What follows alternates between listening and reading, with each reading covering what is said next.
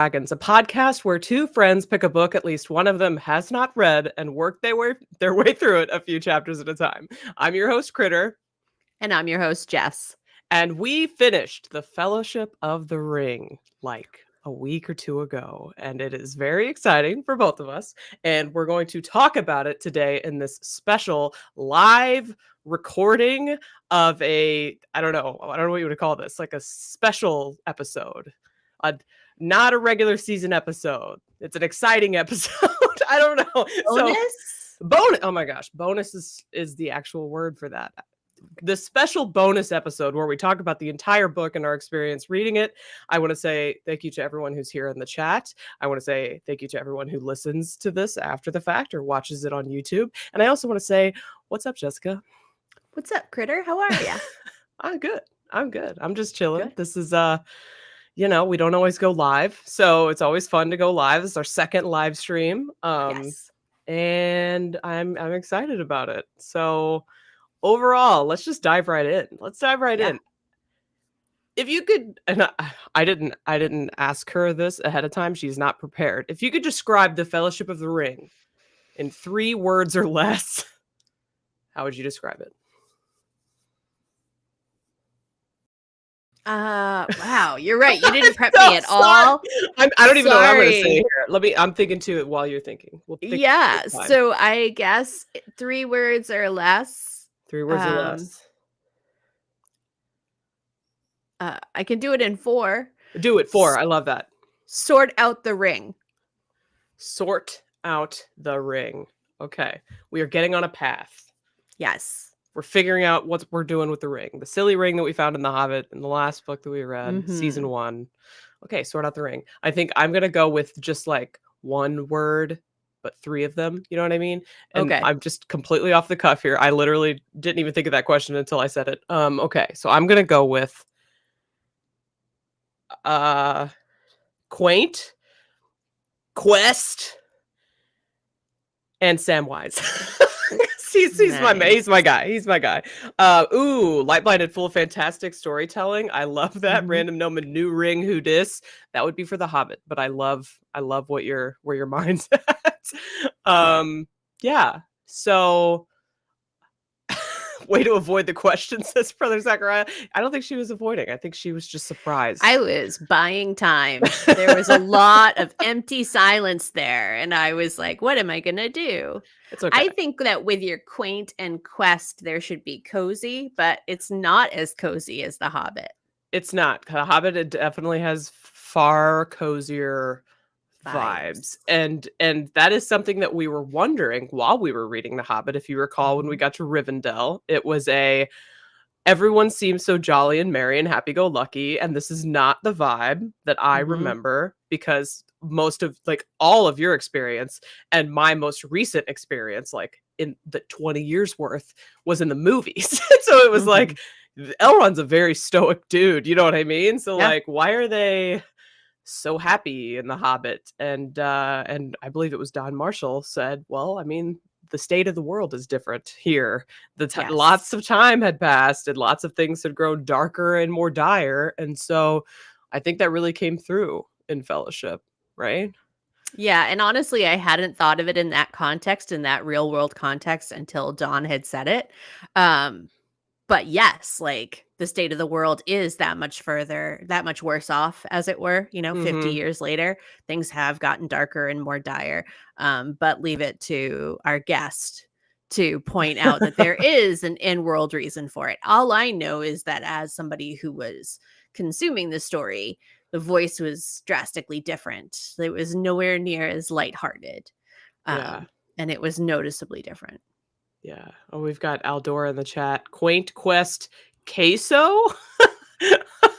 I mean, yeah, at Bilbo's house, I'm sure he served up some queso every now and then. Aldora, that's a good question. Were we talking about Middle Earth or just Earth? Porque no los dos. Yes. The answer is yes. Yeah, the answer is indeed yes, probably. Oh my gosh, so true. Times are getting dark when the Sackville Bagginses step foot in Bag End and actually take over Bag End. What That is something I had Mhm. forgotten happened because, as Mhm. like a 11-year-old, I didn't really keep track of deeds of trust and whatnot, No. didn't care as You much. didn't care who owned Bag End. I Why would didn't. you? I didn't. And now I'm like, how dare they? That's just, it Mhm. hurts a lot. Mhm. Yeah. Okay. So we've got the 3 words/4 words to describe. What else do you want to talk about with the Fellowship of the Ring or how it compares to the Hobbit? Um, I think the biggest comparison for me was the change in tone, not just in the subject matter, right? But Hmm. also even the voice of the narrator. We had Absolutely. commented on it in one of our episodes, but I think that was probably the biggest noticeable difference for me is it's not just a change in tone for the authorship of the story. The Hmm. narrator themselves had a change in tone. There was no lighthearted, well, I'm here to tell you, Hmm. that's not how that goes. It's none of that. That has completely changed. So it almost felt like two voices changed, right? Like the tone of the book itself and the tone of the narrator itself was notably different. Yeah, we pointed out in one of the episodes that the narrator went from being like, "Oh, I've got this little joke that you're not in Mhm. on in The Hobbit," to being like, "I just want you to know that this really cool thing that's happening right now, it never happens again." Just like, why do Mhm. you have to tell us that? Could you just Yeah. let us love that we're in Lothlorien right now or Rivendell or whatever? Yeah. Yeah. It's definitely tangible. It's definitely tangible. I know that when we started The Hobbit, I at first had a little trouble getting used to having a narrator along for the ride. They inserted themselves quite a bit, and to the point where they, added color commentary and had opinions and not just the omniscient or omnipresent narrator, right? But Yeah. has opinions and is going to share them. Yeah. To now, the narrator in this book, for example, makes a comment about, and he will never see it again during his living days. And we're like, Rip, I guess. way to keep it lighthearted Aw. and fun. Right, right. A little upsetting in my opinion. But you know what? It made sense with the whole overall Hmm. tone of the book. So we don't have to like go chapter by chapter here, but I do Mm, think it might be worth talking about like the highlights and the lowlights of the book for us now that we've taken it all in. sure. And if I'm going like in order, I would say I was very much ready to start the story, and so the prologue for me was kind of like a okay, like, let's go. The part of the prologue that I liked the most, and this might have been the foreword actually, but the part that talked about Tolkien, I liked, a Hmm. lot. But then the part that was talking about, the history of the hobbits and stuff, I was like, okay, I'm gonna like get behind this. I have read the Silmarillion. I can read this. But I was like, I'm read also like bring me Sam and Frodo and Bilbo and Hmm. let's get moving on this quest. Um, Hmm. so how did you experience the prologue? Was it a similar vibe for you? I think that I was just kind of a blank slate, and I I highlighted so much of the forward. So I just highlighted so much because I'm like, everything seems so relevant. Yeah. Um, so I think that I just went in a very typical fashion for me, which is, incredibly gung ho right out Mhm. of the gate. For better or for worse. That's just kind of how I am as a person. Um, and so I went into it wanting whatever it could give me, knowing full well that not everything was going to stick, right? So I'm going to do my Yeah. best. I'm going to take highlights. I'm going to hope some of that stuck long enough for it to Stays in make there. sense later. Yeah, that I And if nothing remember. else, I have my highlights. Um, the True. Tolkien background, I knew a little bit of it. So I had watched the Tolkien movie that came out. Mhm. Um, but that was before we had planned this project together. So since then, I've tried not to learn anything further about him or his works. Yeah. So some of the information that was shared was really interesting, but some of it I had heard before. So it was almost like I'm a little bit of the flip side of you. Okay, yeah, I didn't know a ton about his biography because we read the prologue before I did my author tea for Tolkien on TikTok, so I hadn't done all Hmm. the research just yet. Um, Okay, so this is a really great question actually from the chat. First Rider asks, what were the biggest surprises Jessica found in regards to the changes from her movie experience to the book? Oh, Far Strider, gonna make me work for my supper. It is a good question. I think that um I think that some of the biggest changes are still relatively small. There are things like they weren't being chased. You know what I mean? Like they were being chased, but it wasn't as eminent as it was portrayed in those movies. Mhm. Um, Like when they were getting the out of the Shire, you like mean? they were like actively fleeing. Yeah. And Fredegar standing in for him, I thought was an incredible thing. The fact that they had 50 years, between Bilbo's story and Frodo's story, I think that was one of the biggest surprises for me. And it hit me at a couple different spots, especially in book one. Mhm. So I feel like those were huge things for me to kind of adapt to in Yeah. specifically book one. I'm trying to buy time to think about if there's stuff on book 2 side that really I mean, obviously, Tom Bombadil, I finally get to know who Tom Bombadil and Goldberry are as much as any of us knows. Big mystery Um there for us Mhm. all. And then yeah, so Arwen is a great question, Far Strider. And honestly, that even as light as the female representation is in the movies, it still far outstrips at least the Fellowship. Yeah. So that was definitely a big surprise. It shouldn't have been, right? But Yeah. Well, now you know though. mhm, It's one of those things that if you were around for the discourse trademark back whenever the movie first came out and there were a bunch of book cloaks angry mhm. about how Glorfindel was shafted in favor of Arwen, those like whole 5 minutes that she got to be in the movie and saying things. Um, Now you know that like, Mhm, well, you can weigh in on whether that was a worthy swap. And we did, I think, talked about it in the episode, but mhm, you did think it was a pretty worthy swap. mhm. Right? Yes. Yes, Same. absolutely, I did. And even at the same time, so like Galadriel's representation when she is on the page and being an active participant, the narrator, Tolkien, however you frame it in your mind, gives her full props. Like the White Council happens at her behest. Like she's clearly a driving force and a leader, both with her people and as part of the White Council. Mhm. So it doesn't feel as though Tolkien himself shied away from writing strong female characters. It's Yeah. just that it didn't happen. And At the least fact as that we much haven't as we yeah, would the like. fact that we didn't really even meet Arwen, we saw her in passing in another room and just waved on the way by. Um, And yeah. then later found out that she was Galadriel's granddaughter because of a gift that she gave Aragorn.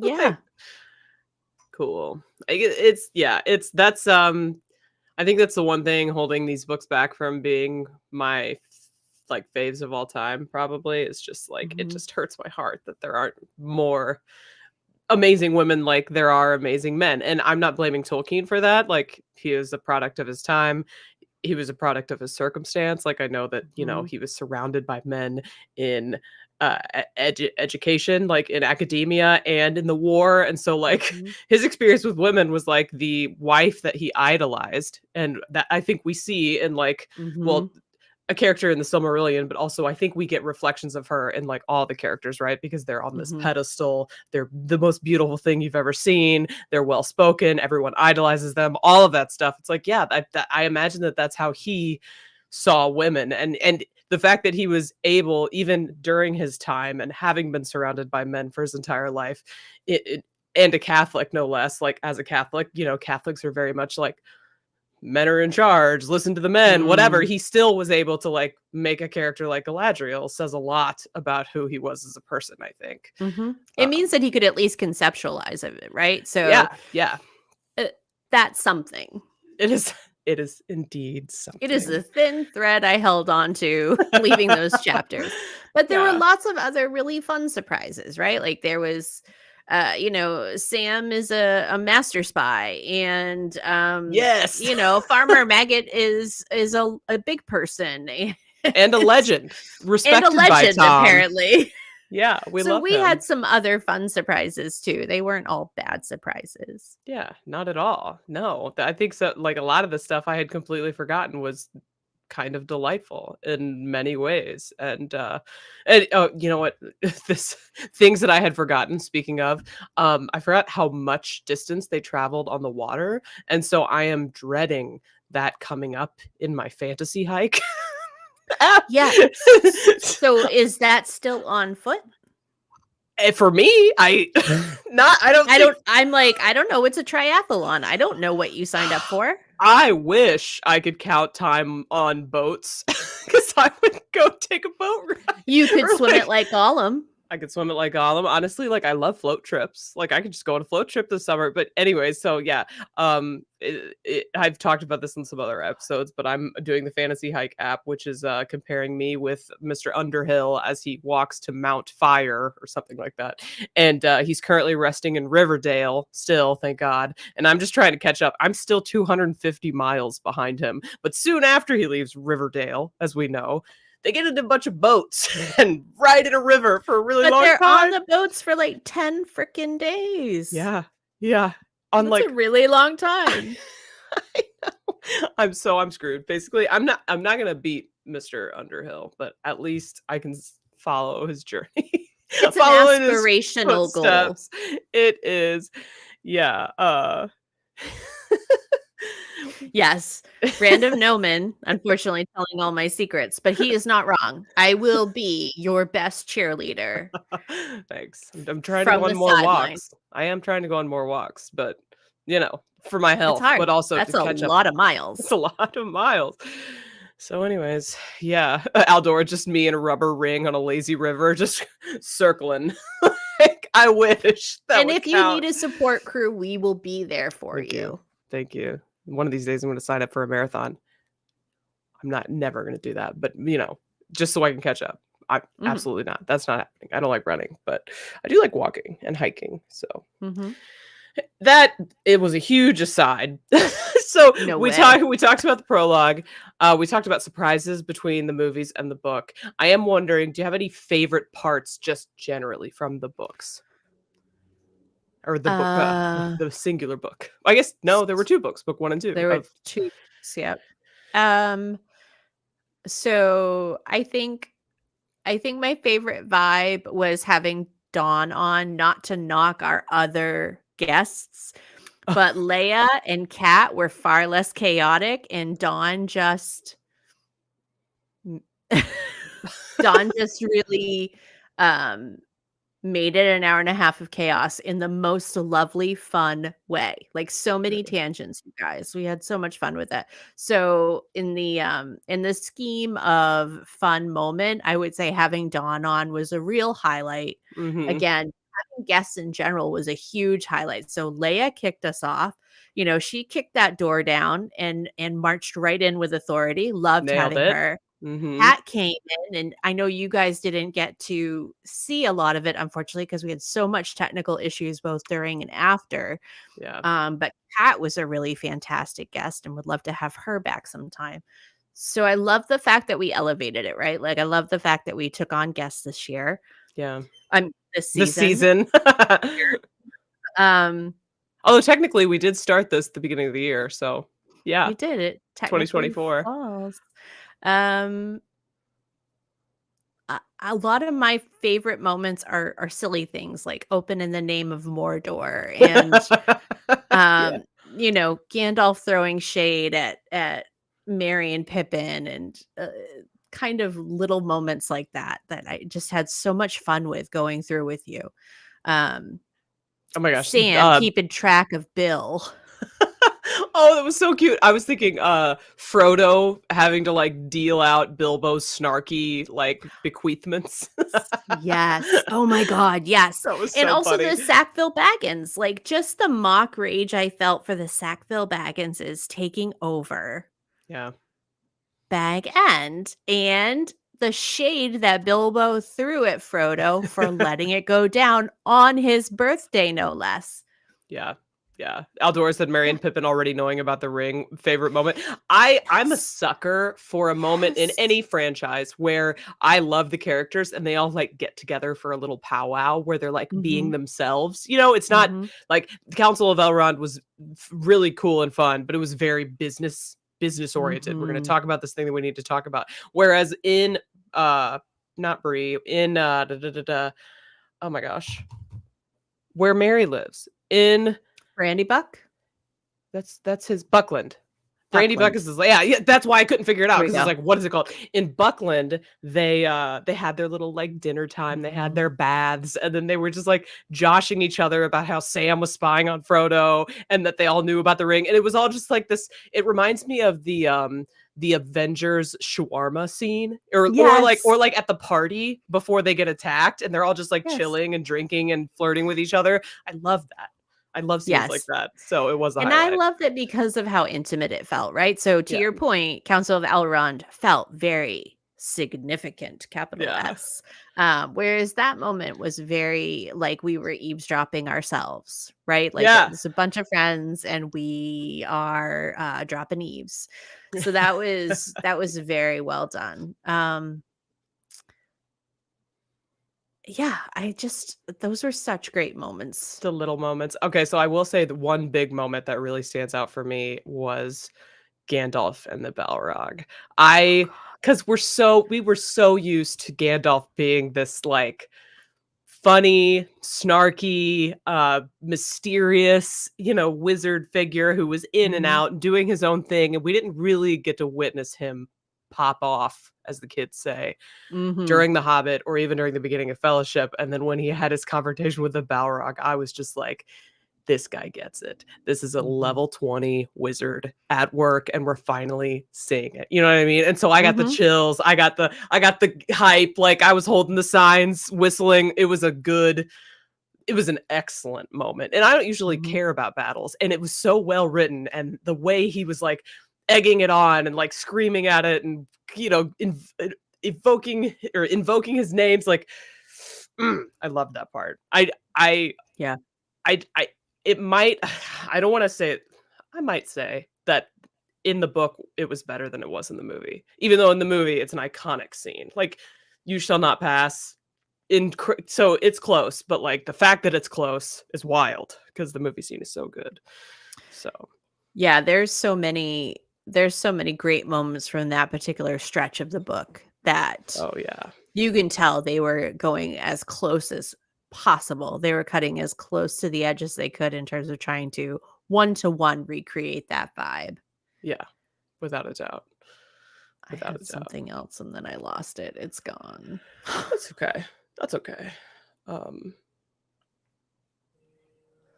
I'm trying to think if there were any other like major highlights. Sam's like realization at the end. Like Sam at the end, I guess for me, Mhm. is like he's like, why are we talking about Minas Tirith? Like that means nothing. Frodo's clearly not thinking about going to Minas Tirith. Why are you all talking? Like he's thinking about what to do next, and he doesn't want to take us with him because he feels bad. He's reading him like a book, and then he's the Mhm. one that figures out where he's going and almost drowns himself in order to go with him. It's heartbreaking and beautiful, and I just Mhm. love Sam so much. Most of the stuff that Sam did throughout the book was a highlight for me because it was just so Mhm. awesome. I don't know. Yeah, no, and I liked seeing those relationships fleshed out more. I think I said that more in the first half because I feel like that's where we spent a lot of that time. But definitely I didn't infer all of that from the movies, right? Like the closeness between Mary, Pippin, Sam, and Frodo. I don't know. I kind of just assumed that they were all people who lived in a small village and that were relatively close in age and kind of not necessarily guilt by association, right? But like, oh yeah, no, I know Sandra. We grew up together. She lives 3 doors down. That doesn't mean you hang out, Yeah. right? Like it doesn't Yeah. mean that you're tight. Just means that you're of a certain age and your boundaries touch. And so there's so much more for that on the page, and I really loved having that because it made it that much more believable. Yeah. Well, So yeah, because I like loved getting that. Merry and Pippin just like happening to be on Farmer Maggot's like farm or whatever, and like running into them just by Yes. happenstance. It doesn't give enough. Well, first of all, the Farmer Maggot shade is wild, but then also Yes. it doesn't give enough credit to Merry and Pippin, who like planned to help Mhm. Frodo all along. Mhm. This was just like, oh, by circumstance, we accidentally ran into you, so yeah, we'll come along. So yeah. And realistically, like, it's not a lot of text, right? Like, it's just these little snippets of moments, and I think it's Pippin who has a relationship. No, I think it's Mary that has a relationship with Farmer Maggot, and he's like, "No, he'll be fine if we just walk down the path. He won't care at all." Just different things like that that really let those characters be more fleshed out for me here. Hmm. It really didn't take a lot, but Yeah, it really did make a difference. it did. It did a lot. You know what we haven't talked about at all is Aragorn. Like it would The introduction of Strider was a delightful one. I feel like the Mhm. movies cut really close to the books in that regard as well. Mhm. Frodo getting his like accidentally revealing the ring, or at least him going invisible, and Strider scolding them. I do think Strider was different. We've talked about this, but different in the book than he was in the movie. A little more, Mhm. well, less serious, a little more personable, Yeah, I which I feel thought was like my fun. memory of the movies is he was portrayed a little bit more grim, a little Yeah. bit more dour, Hmm. um, and almost sad, right? And I Yeah. don't know that I necessarily got that. He's got this backstory that is troubling, Yeah. and lots and lots and lots of skills, but he very much wants to be part of this group and help, and almost petitions to get to go on this trek with them. It's pretty wild, and Yeah. and not as stoic as it's portrayed, I feel, in the first movie. No, and I don't think the movie gives him as much credit for like all the work that he's been doing in the Mhm. background, like helping Gandalf Oh, find yeah. Gollum, like protecting the borders of the Shire. He's been doing all kinds of stuff that There's all like, these rangers that are, yeah. patrolling the borders of the Shire. That's wild. Yeah, something that I Yeah. had totally one other thing that I had forgotten because my movie knowledge was way surpassed, or absolutely surpassed my book knowledge So I after wanna 20 put you years. in the hot seat. Oh, bring it on. I love the hot seat. So after your full reread, Uh-huh. what's your favorite thing that came up while you were rereading that maybe you forgot from the first time, maybe due to age or just how long it had been since you read? What's your favorite thing that popped up? Because I feel like there were a few times where you're like, I totally forgot that even happened. My favorite thing that popped up. Hmm. I think I think it has to be, and I already mentioned this, the beginning, like the time jump. Not that that was there, but like the fact that we got more established with the hobbits and who they were as people, and we got the delightful, like silly Bilbo gift scene and all kinds of stuff that were it just like set the, and like Bilbo leaving with dwarves. There were so many Mhm. things that I think connected the book with The Hobbit that just I totally glossed over and was lost in the movie just for time, right? They couldn't spend half the Mhm. movie of the Fellowship of the Ring in the Shire. So I do think the characters of, especially of the hobbits, were much better or more thoroughly fleshed out in the book, which makes sense because there was more time to do it. Mhm. Um so yeah, Aldor says if we could have a sitcom set in the Shire, I would pay for that. Same. I would crowdfund Yes, the heck out of that. I would be for all sure. for it. Um, yeah, so I think probably that, but I mean, there were a lot of just like small tweaks and changes that I was just, Mhm. or that I had forgotten that were from that I was used to what happened in the movie, like the Council of Elrond, like everybody's backstories. That was really fascinating.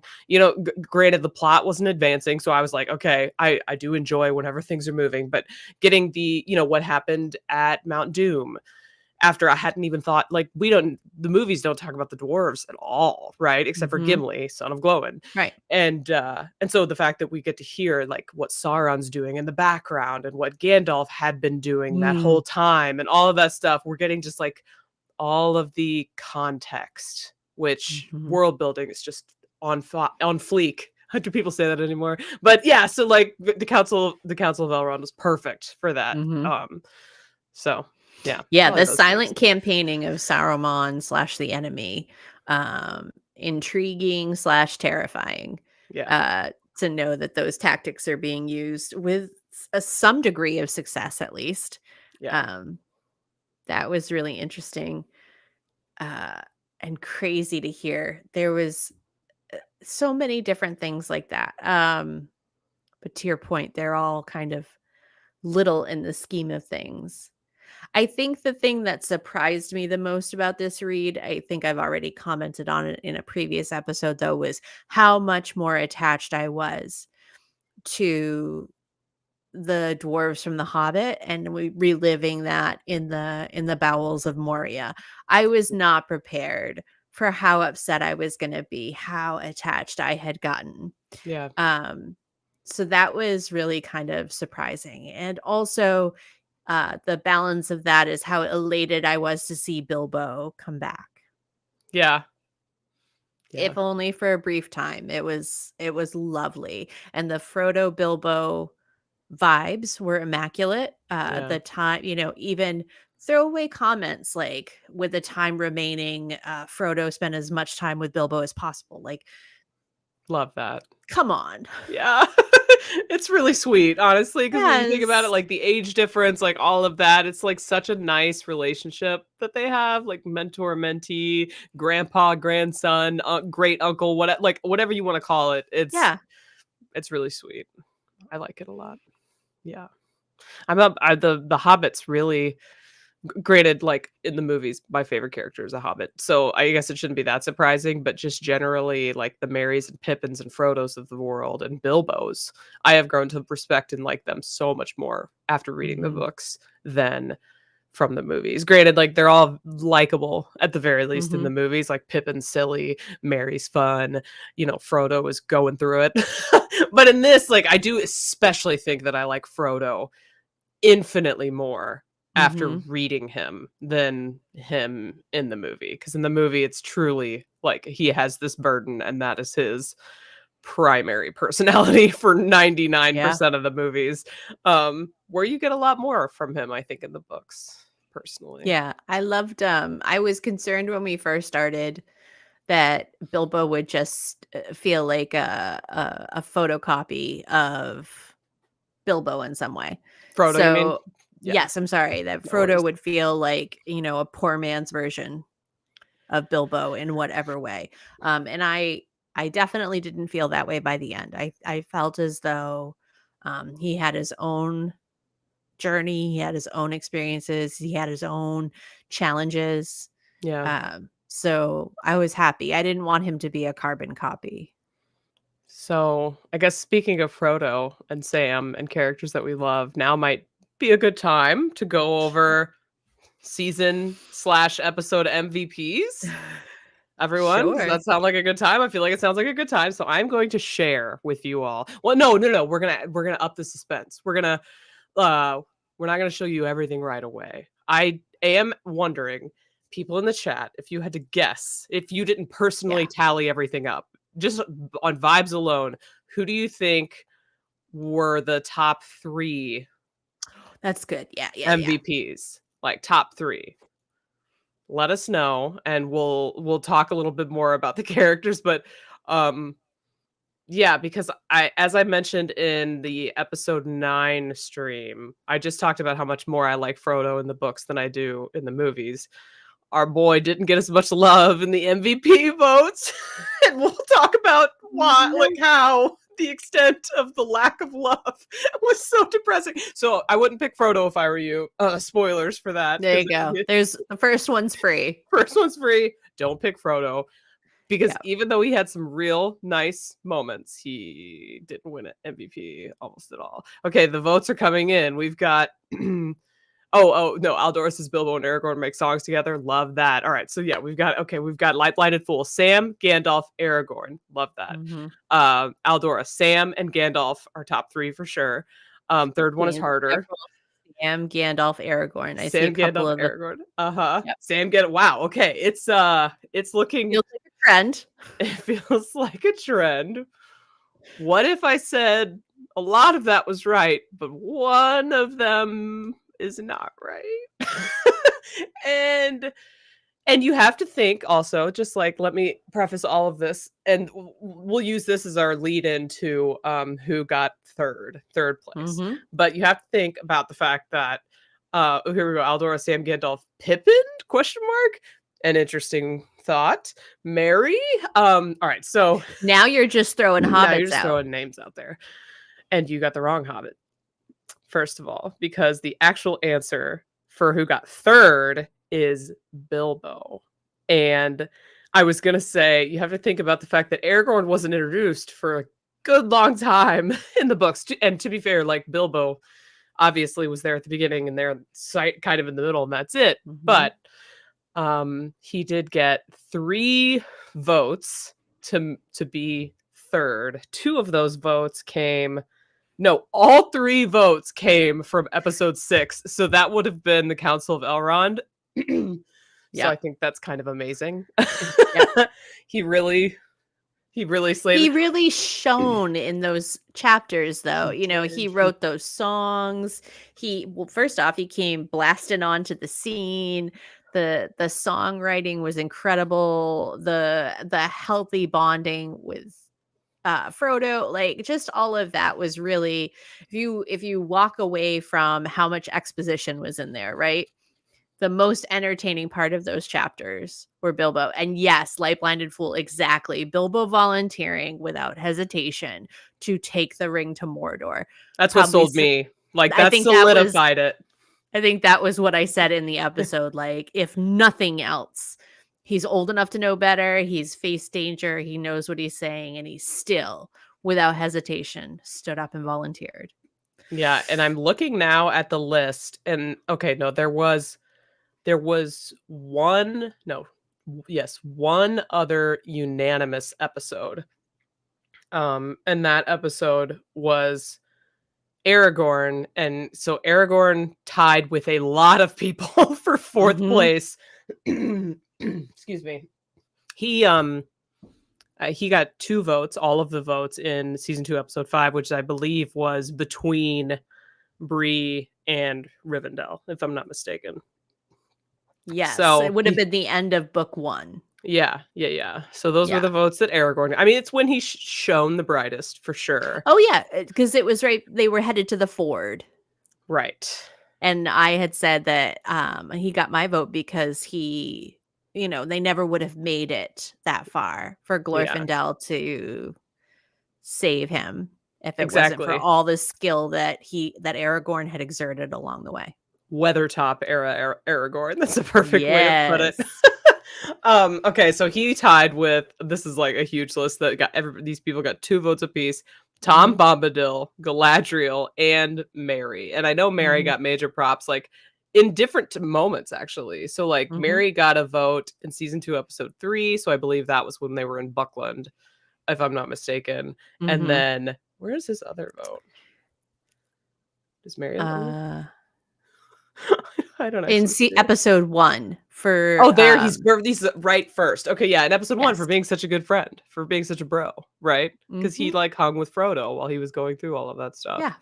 Yeah, so that's totally fair. Galadriel, I mean, we get it. She's a queen. We love her. Jessica I gave it. voted for her 2 episodes in a row. I was like, "Oh, that was me." Okay. I'm Hey, not that's taking fine. it back. No, I mean, one of them was for the gifts. The other one was for the Just being a general badass. hospitality and general badassery. Yeah, it totally makes sense. Mhm. Let's see. Tom B got 2 votes in 2 separate episodes as well. First, when he saved them from Weeping Willow or whatever, Old Man Willow, and the next one when he saved them from the Barrow Downs. So makes Mhm. sense. All right. So, and then let's see. We said, yeah. So those are the ones. The bottom 2 tied were Pippin and Goldberry. They each got 1 vote apiece. Mhm. And then the top 2, they were not tied, though for a while we thought they were, because Yeah, Gandalf 'cause and I can't count. Gandalf and Galadriel's names look really similar on a spreadsheet, turns out. Mhm. So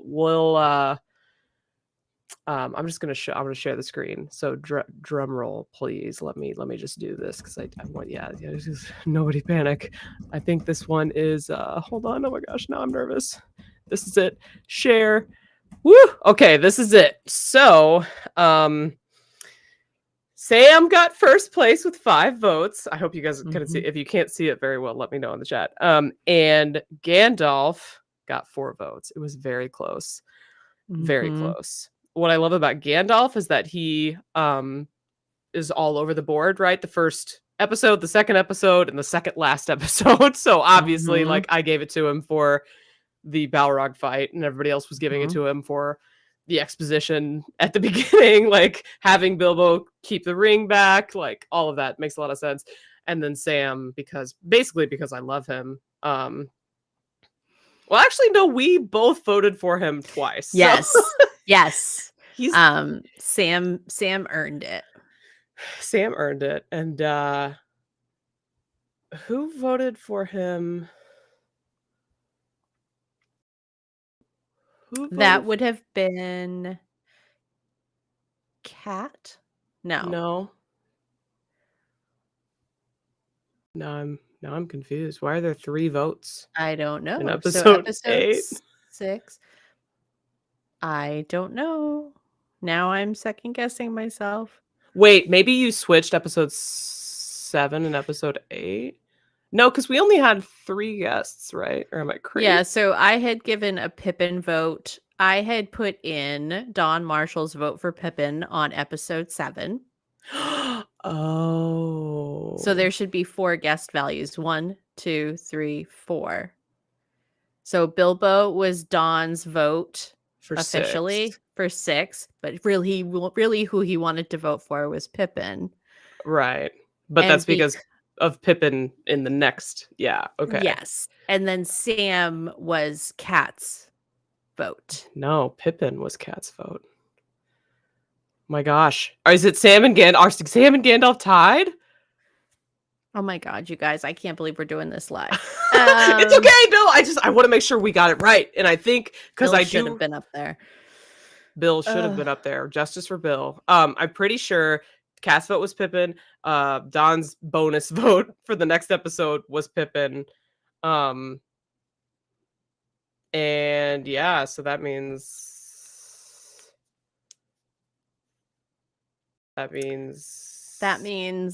Pippin I'm terrible at keeping track.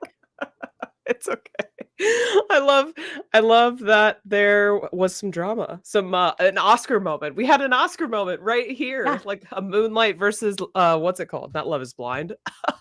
La La Land moment.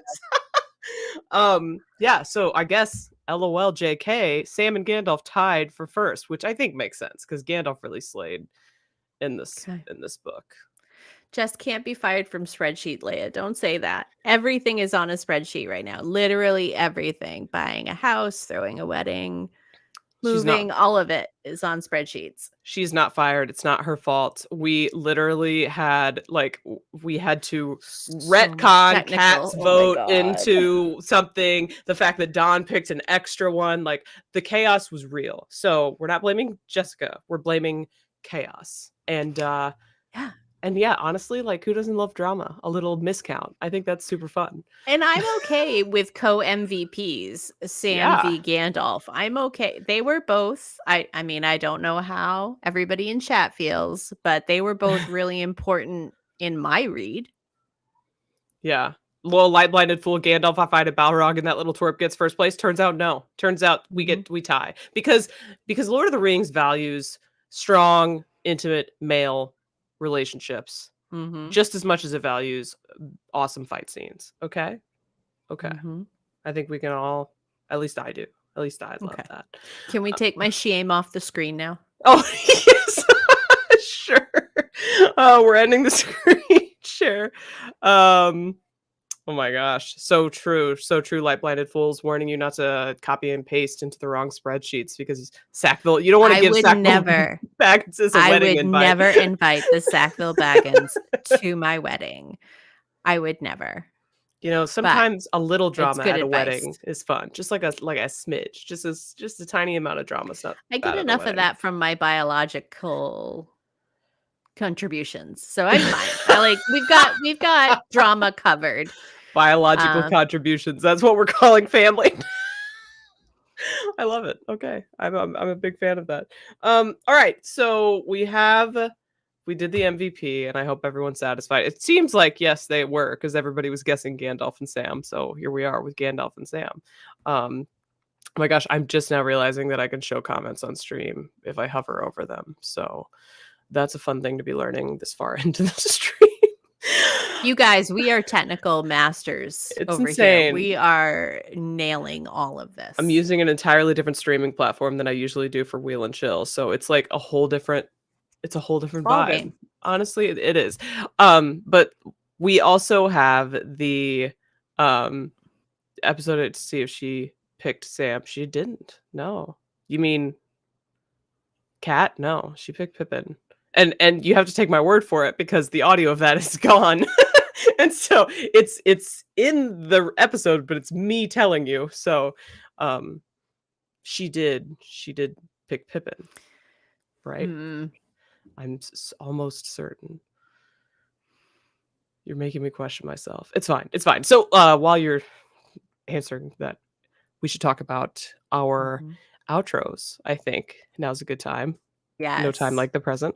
So let me share that screen really quickly. Yeah, everybody is in Light Blinded Fools agreeing that it was Pippin. And I'm going to take it because that's what I think too. Boom. Okay. We are sharing. These are our episode outros. Jessica, do you want to read them or do you want people to just look at them? Do you want to alternate? I'll start with episode 1. Yeah, that sounds great. Okay. Here you go, Wait, you guys. what? Hold on. Aldora says Cat picked Samwise Gamgee. There's no way. Hold on. Did I say that wrong? I think you put it into the voiceover, so it is captured somewhere. Let me look at my DMs. I need to. You go ahead and read the first one. I'm gonna confirm in my DMs because now I'm like really shook. All right, 56 minutes into the episode, your voiceover says Sam. Okay, I'm gonna read. That's on me then, because I know it was Pippin. Go ahead, Jessica. It's all good. So for episode 1, we went with a sign off that said, "Goodbye, dear listeners, until our next meeting." Episode 2, though it may be dangerous business going out your door, we're glad you're with us for this journey. For episode 3, we went with "Farewell we call to hearth and hall. The wind may blow and rain may fall. We must away until next Tuesday." Proud of that one. Episode 4, keep to the green grass. Don't you go a meddling with old stone or cold whites or prying in their houses unless you be strong folk with hearts that never falter. For episode 5, we love our listeners like Baron loves Luthien. Episode 6, may your beer be laid under an enchantment of surpassing excellence for 7 years. Episode 7, may the stars shine upon your faces until we see you next week. Episode 8, but go now with good hearts. Farewell, and may the blessings of elves and men and all free folk go with you. And for episode 9, we closed it out with a stellar Kritter impersonation of Galadriel saying, "Let not your heart be sad, though night must follow noon, and already our evening draweth nigh." So don't feel like you have to type out the entire thing because the episode numbers are right there. But if you have a favorite, let us know and we can, crown one as the crowning achievement or the episode outro of season 2 officially. Season 2. Yep. Oh my gosh, 2:30 a.m. Aldora, you're a real one for Rockstar here. So Leia asks, how do y'all come up with these? They're always so wonderful. So Jessica, what's your method? Typically, I'll try to see if there is something in the read for the episode, and I have really lucked out every time Critter's been like, "Hey, it's your turn," and I'm like, "Perfect." So, all those ridiculous highlights I take, I try to go back through and see if any of them are a send-off or a goodbye, and because we do so much journeying and questing, usually there's something there I can pick from. I have the exact same method. And honestly, usually I feel kind of bad about this, but because I'm the one that creates the outline, I am usually the one that will reach out to Jess to be like, "Okay, which episode do you want to pick the outro for?" And I'll be like, "If you don't mind, I'll do this one." Because during the outline, I'm like, "Ooh, I found this quote that now I can take advantage of." You Um, guys, I am so abused as a co-host. I am treated so poorly. You have no idea.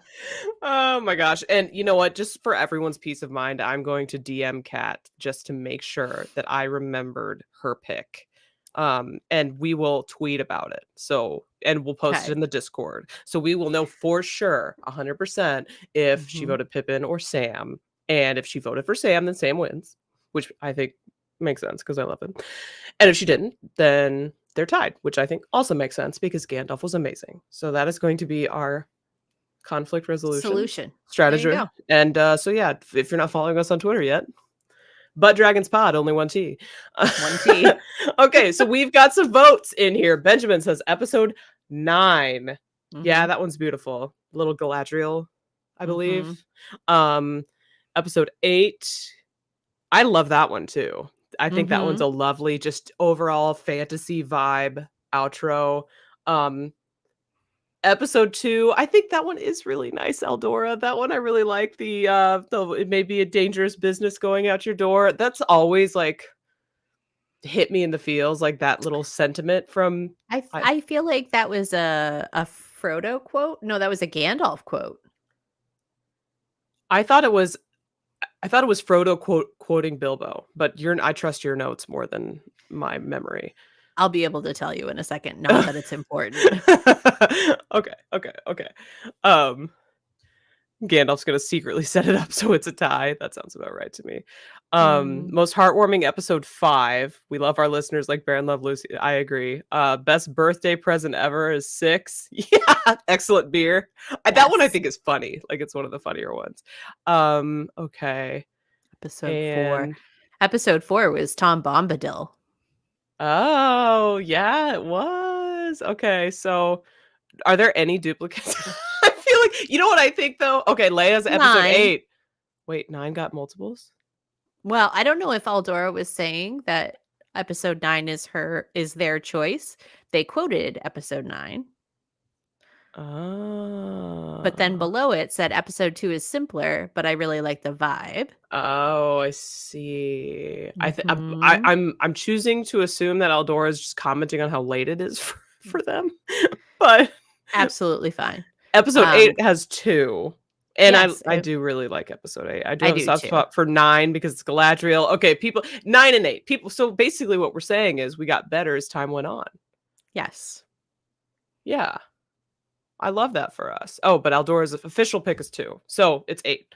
But go now with good hearts. Farewell, and may the blessings of elves and men and all free folk go with you. I think that's a good Mhm. one that could work for like any season. You know what I mean? Like, Mhm. which I think maybe is why people like it.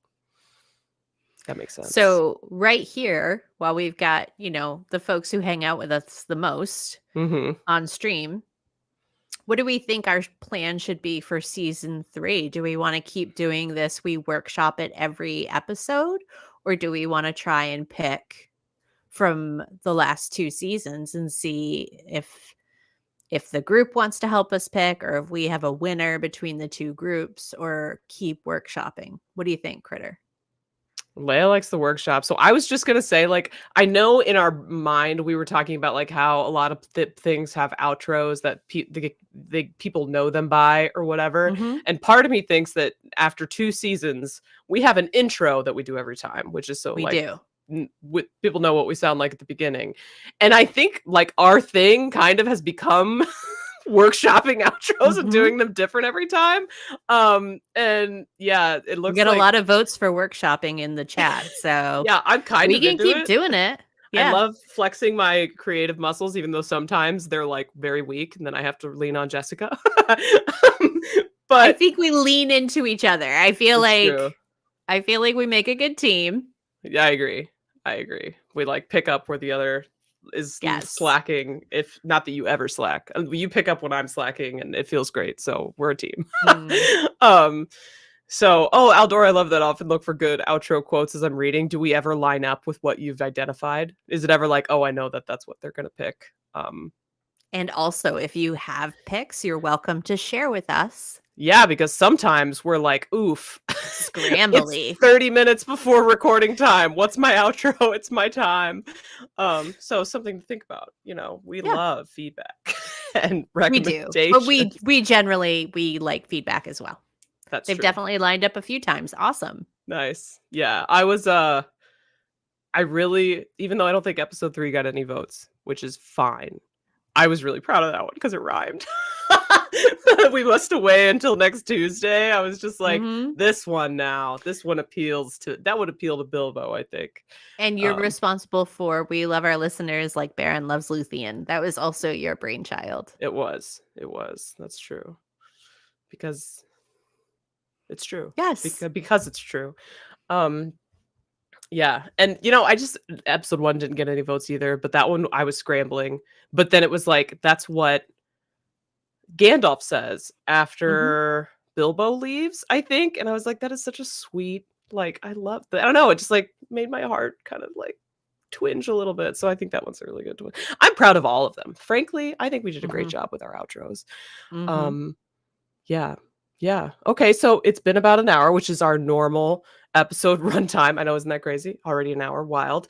So before we leave, is there anything that we haven't talked about from the book? Anybody in the chat? Any questions you have for us, or Jessica as a first-time reader, or me as someone who read them 1,000 years ago and remembers basically what's in the movies? I mean, no.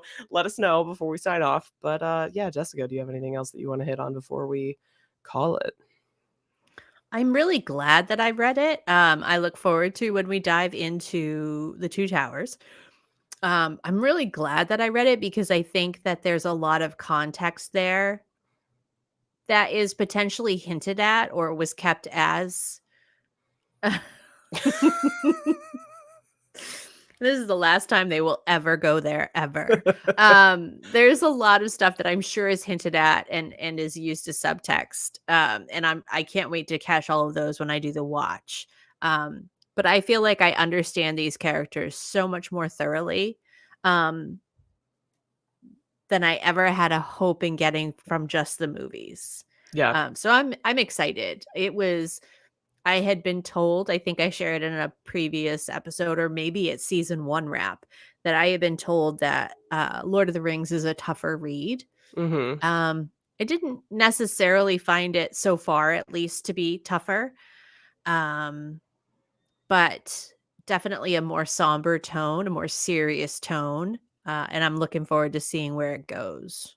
Okay. I feel like you just answered the question that Leia asked. Might have missed. But Jess, is it Oh, as yeah. intimidating, boring, whatever other stereotypes you heard before reading?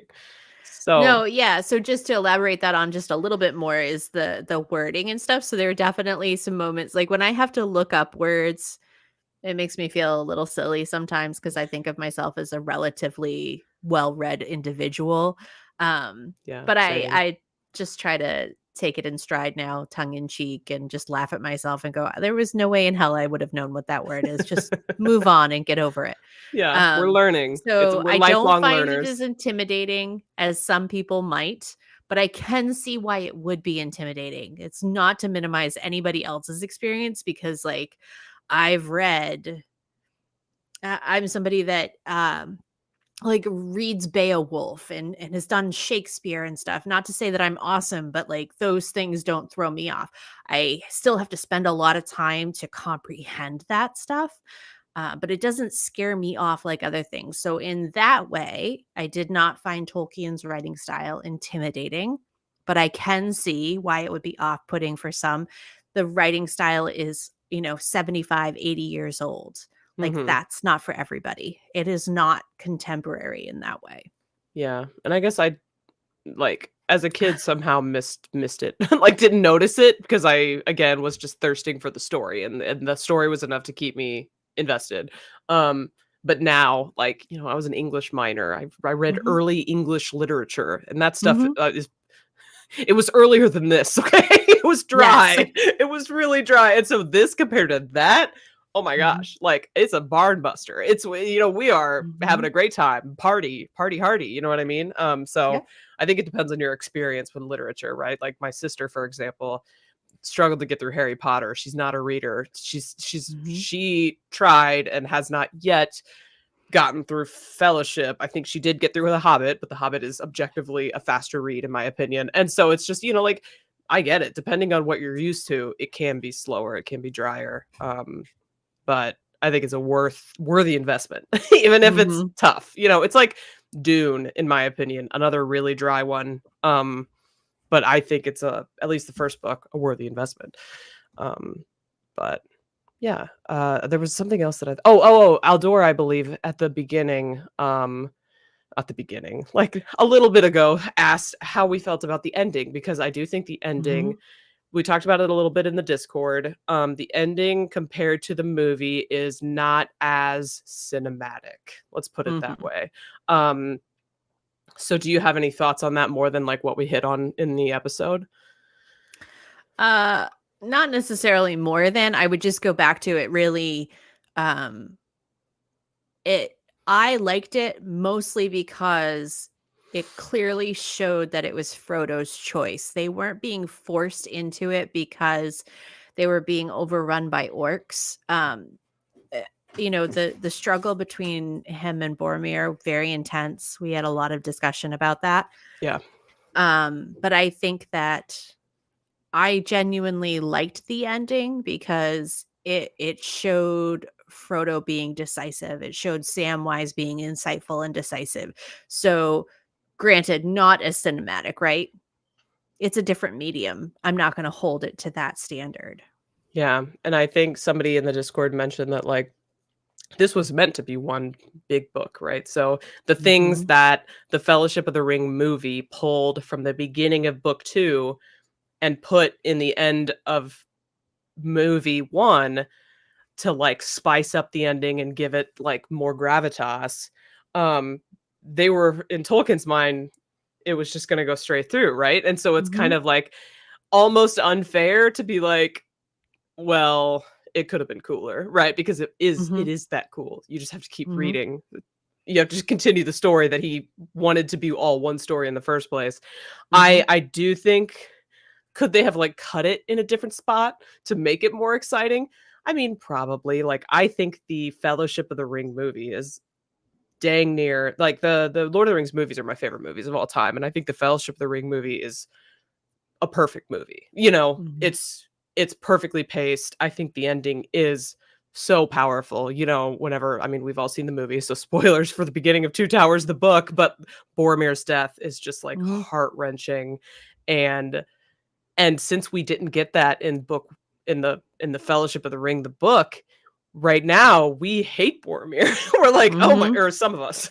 Such a struggle. Yeah, it's a struggle. And so like knowing what happens to him, I'm like, okay, like I will retroactively forgive you or whatever, like preemptively, I guess, forgive you because I know what you're gonna do in the future. But at the same time, Mhm. like at the end of this book, you were, I didn't like you at all, buddy. Like not at all. And so Mhm. yeah, I absolutely see why you would say that the end of the book fizzles a bit, because it is Mhm. not, if you're comparing it to the movie, which is a hard thing not to do, it is not as exciting.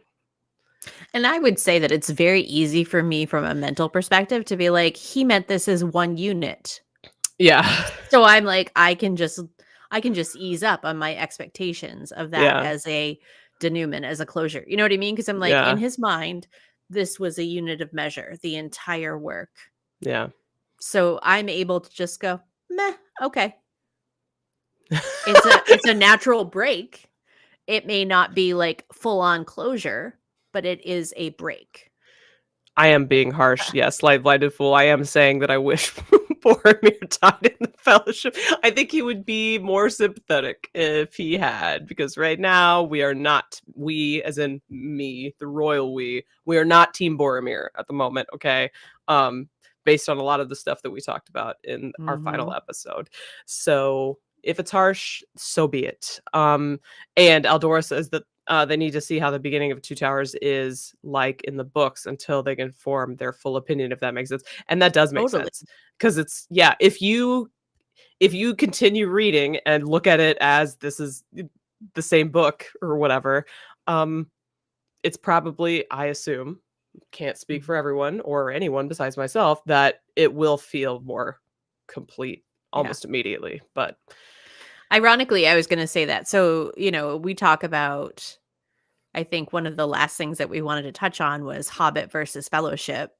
yeah. So, I'll plow right into that. I really liked Fellowship, but Hobbit still takes the lead for me right now. And I'm curious to see if my relationship with Fellowship changes as I get further into the series. Yeah. But that was something that we had discussed previously about, I loved The Hobbit. I really very much enjoyed The Hobbit, but I was able to enjoy it as a serving. So Yeah. I'm not there with the Fellowship right now currently. Yeah. Nope, I'd still pick Hobbit first, and I'm curious to see if that changes as we continue on. Yeah, despite me saying that The Fellowship of the Ring is the perfect movie, I agree with you. As far as the books go, I had more fun. Not that I didn't have fun reading Fellowship, because I did, but I had more fun reading The Hobbit because it was funnier. Like it had more humor. I liked the snarky narrator. Like I know that you were I don't know, you butt heads with the snarky narrator a few times, like for the Just needed a heavy-handedness. little bit of an adjusted period. Yeah. But like I like to think of myself as if I were an author, like that would be kind of my vibe, and so I just like really resonated with it. And just the story was, it's like it's a complete story, and so I think maybe that's what you're getting at. Like you can't really judge the Fellowship because it's not a complete story yet. We're ongoing. And so you're not going to feel the satisfaction. It's like, for example, we haven't talked about the Wheel of Time yet. And so we're both big Wheel of Time fans. Can't get through an episode without any Wheel of Time. Might as well. It's like saying, picking one book, or like The Eye of the World, book 1 from the Wheel of Time, and being like, it's better than, I don't know, insert a standalone book. Like maybe some people would do that. And I think, it could be fair depending on the book, but it's a tough sell to have just a partial story be like the end all be all book. And it's interesting because like Don Marshall said Fellowship of the Ring, I think, if I remember right, and now Yes, my he memory did. is in question because of that MVP, but it doesn't matter. I'm gonna have to put like an asterisk in the description of that on YouTube to really amend what I did. Anyway, it doesn't matter. I feel bad. But because you and I are so far removed from the remaining 2 books, you never having read them and me having read them so long ago, it's really hard to say Fellowship is number 1 over The Hobbit, which is a complete story. I know I talked in Agreed. circles there, but No, that's but where that's that's where exactly I've it. You know landed. what I mean? Again, I'm passive, right? So I'm completely fine waiting. I did in fact do the same thing with Wheel of Time, right? Like I refused to pick a favorite book for ages. Yeah. Until I finished the series, and had some time to really digest and think about like What what happened? were really some of my favorite moments. Mhm. So I just feel like the same is going to be true here for me. I think that there was a lot of stuff in the Fellowship that was incredibly iconic and interesting, and the stuff where it deviates had me just as tight as the stuff that was verbatim. Mhm. But I reserve judgment. Yeah, I think that's totally fair. And yeah, The Hobbit was more fun. Fellowship was deeper. Probably, it had more Mhm. nuance. It had more, I don't know, the roots went deeper. It's a harder thing Mhm. to describe, but the world building was more extensive, I think. And I like what Aldora said. They said that they prefer the more adult tone. Totally. A Yeah, completely valid take. I think I absolutely. do too. I'm just gonna hold out a little bit. Yeah. I think we also had such a fun time reading The Hobbit like together, right? As like this, Yes. like our first season, and like all, you know, diving into Tolkien for the first time together. It was it was a special moment for both of us, and It so was. so we both look back on it fondly, and Mhm. so we'll see what happens when Two Towers comes up, and Return of the King eventually. Oof.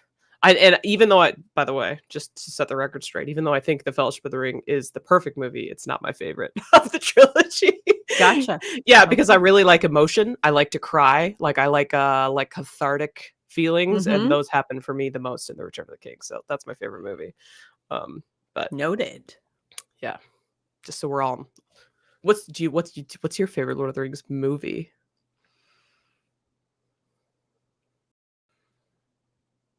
It's probably Fellowship, honestly. Yeah. Return of the King does have all of that emotional cash out that you're talking about, but I think the Fellowship was so satisfying. I remember watching it and thinking, this is what I've been waiting for my whole life. This level of Yeah. fantasy blockbuster on my screen.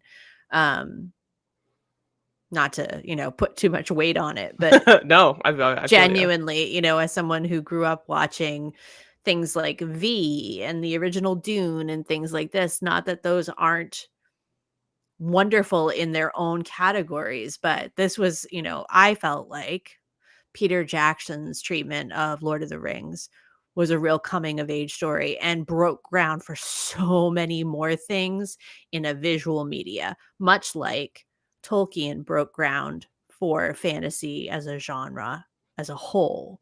Yeah. Um, so yeah, the ability to see the Fellowship on screen was everything. It was every vibe, every fantasy thing I'd ever wanted to see and more. Wow.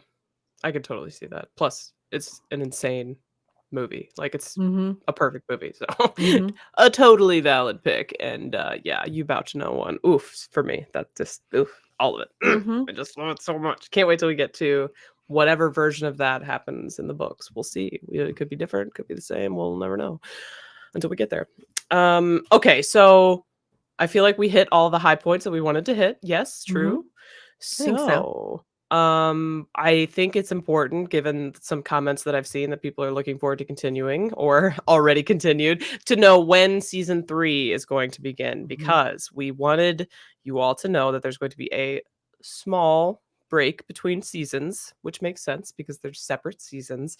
I have some cosplay crafting to attend to in haste because we've got JordanCon coming up, and I'm allegedly crafting an Aiel costume out of leather, and so we'll see how that goes. And so yes, we're eyeing between our first episode for Two Towers being between like the beginning of April and the middle of April. So Mhm. if you're behind, you've got time to catch up. If you were Mhm. ahead in the first place, feel free to continue being ahead. If you have a book that you were hoping to read but didn't know if you'd have a chance, here's your chance, like to Yeah. read in between. You know what I mean? Like a little bookmark book, a little We whatever. will be sure to share on socials though, and on Yeah. Critter's Discord if you're not part of that, but we will be keeping you posted when we know that that is official and we like have a drop date, but that's Yes. generally what we're looking at. So again, whether your plan is to catch up, surpass us, take a break, maybe you have your own funky cosplays you need to build. Who knows? Who knows? Who knows? But yeah, so that is the plan. And apologies if you were hoping that we'd go straight through, but sometimes life demands cosplay crafting. You know what I Mhm. mean? Um, yeah, But when we so come back, we're coming back like gangbusters. yeah, weekly Tuesday drops, as you've come to expect. Hopefully, new guests and maybe some repeat guests, and it should Mhm. be a hella good time. And if you have any comments about the way that we do things, you know, like if the pace, whatever, you know, like are we reading too many chapters per episode? Not enough chapters. I'll tell you right now, we're not going to read more chapters per episode. But if you have that comment, you're welcome to make it. Just, you know, let us know. And because we won't necessarily change based on your comments, but I think feedback is important, just to hear what people think. Love it. Yeah. I will take this moment. Kritter said it earlier. I'll say it again. Thank you all for listening, for coming to the live streams. If you interact with us on social, if you interact with us on Kritter's Discord, thank you. We love hearing from you guys to whatever extent that you're willing to play with us. It makes it so much more fun. So please keep doing it. We love it. It is hugely inspiring to know that you guys are reading along with us. It is. And like, we love that you're here. We love that you listen. And if you don't do anything, we still appreciate you being along for the ride. But if you do feel like taking your support like to the next level and you haven't reviewed us wherever, like if you watch us on YouTube, if you're subscribed to the channel and you like the videos, incredible. If you felt like branching out, finding us on Spotify or Apple Podcasts and giving us a review would be super, super helpful, because that helps with the algorithm. It helps with discoverability. And yeah, so if you do listen on Apple or Spotify, and you haven't left a review yet, that would be super lovely, and we would love if you did that. So no pressure. We just love that you're here. But if you felt like it, we totally welcome that. We would appreciate that too. Yeah, for sure. And we did not come up with an outro for this, but I think it would be appropriate to use the favorite outro as the outro for the season, because it was the season winner. So Jessica, do you want to? I believe this was one that you picked. Not that we're keeping score. Did we do 8? Episode 9? 8? Episode okay. 8, yeah. Okay. Thank you all again. We can't wait to see you. Hopefully in about a month, but keep an eye on our socials and we will keep you updated as soon as we have a plan. In the meantime, what we would say is go now with good hearts, farewell, and may the blessings of elves and men and all free folk go with you. Bye. Good night.